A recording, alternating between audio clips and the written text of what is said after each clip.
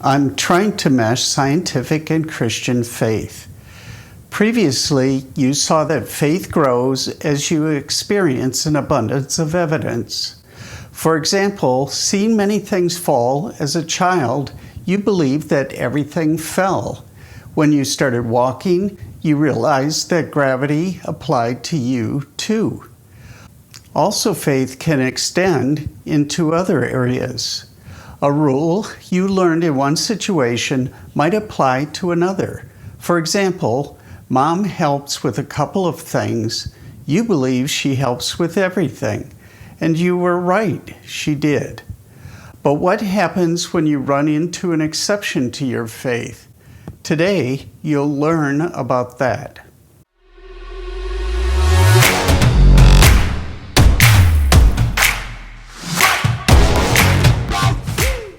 Before I talk about exceptions to your belief system, a more basic question is, why am I talking about them in the first place?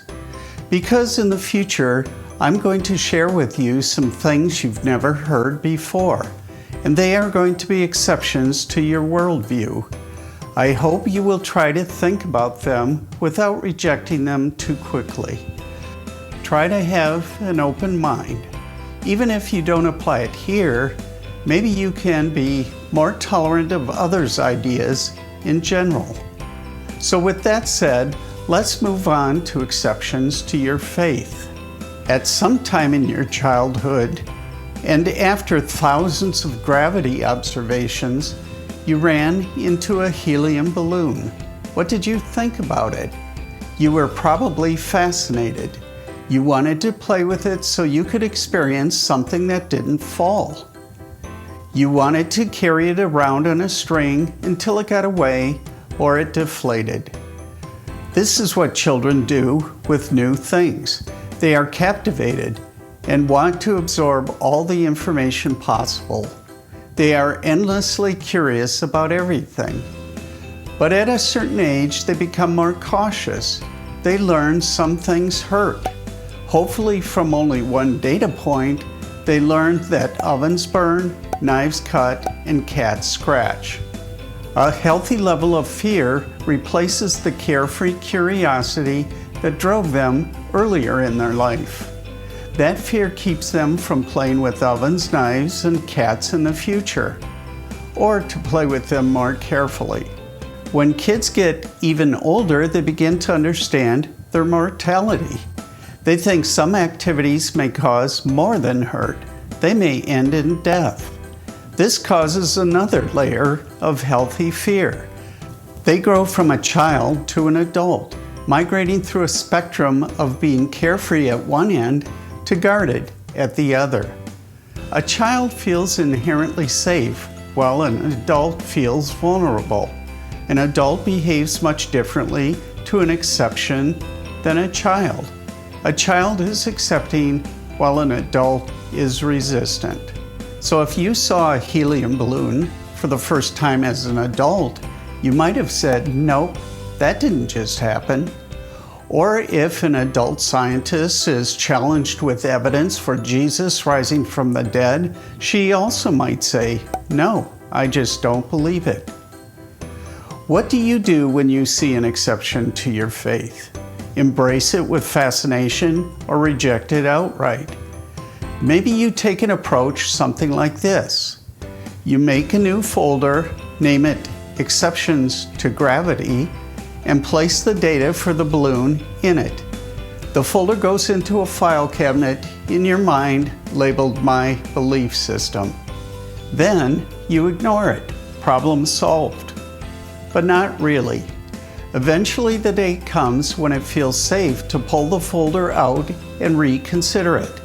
The assumption from the beginning is that the data must be defective, or you're remembering the experience inaccurately. It makes sense at that point to repeat the experiment. After several trials, you find that the helium balloon always goes to the ceiling. It is time to either put the folder away and ignore it again, or try to find an explanation for the anomaly. You go to Google or Wikipedia to see if you can find an answer.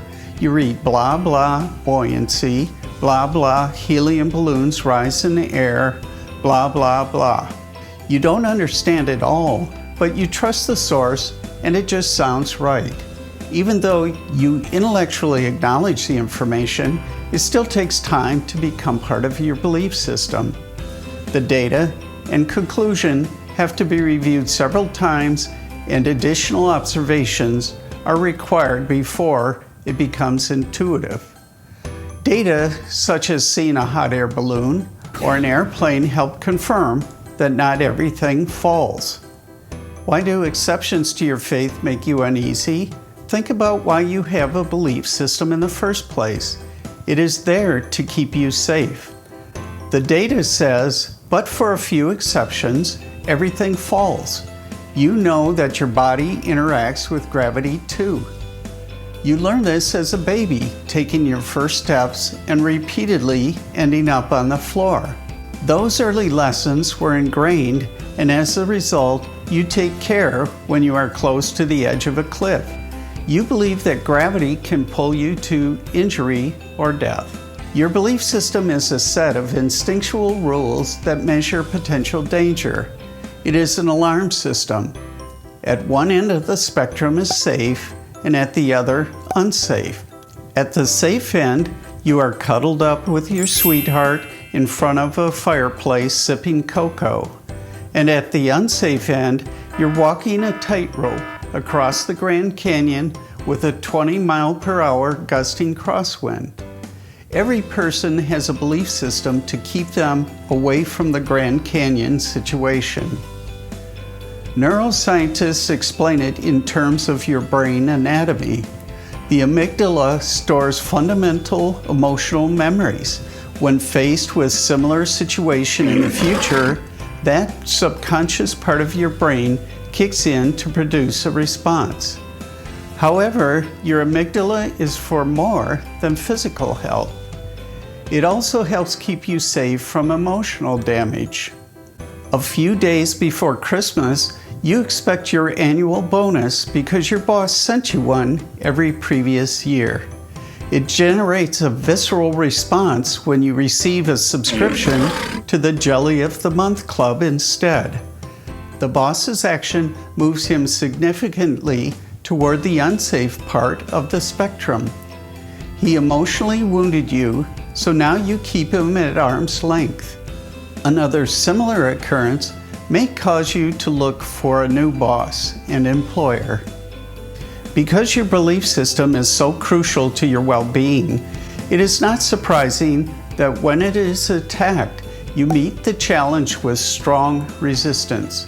You hold on to your faith as though your life depends on it. This explains why people are so emotional about certain issues. They are protecting the alarm system that protects their life. Scientists may tell us that a vaccine against COVID, wearing a mask, and social distancing are the best chance of survival. However, some people may trust other methods or even deny that there is a pandemic. Somehow those people developed a belief system that rejects the opinion of scientists. Possibly they suffered harm at the hands of a physician in the past, or the government did something that produced substantial distrust. They have data points that differ from yours. Their faith is keeping them safe, and nobody is going to change it. It is an instinctual part of their life, and a challenge to it is attacking their very existence. You need to remember that logic will not disrupt the person's stance. At a fundamental level, they are going to resist. The best you can do is plant a couple of seeds and allow them to consider them when they are ready. Likewise, it is difficult for me to mesh my scientific and Christian faith. Even though there is an internal logical discord, my instincts tell me to leave it alone. It is easier to ignore the issue, but there is also something that tells me I possibly can construct a new faith that will keep me even safer than the current one. Hopefully, that new faith will help answer questions like the age of the earth. The Bible says God created the universe in 6 days. So why does it look like it is billions of years old?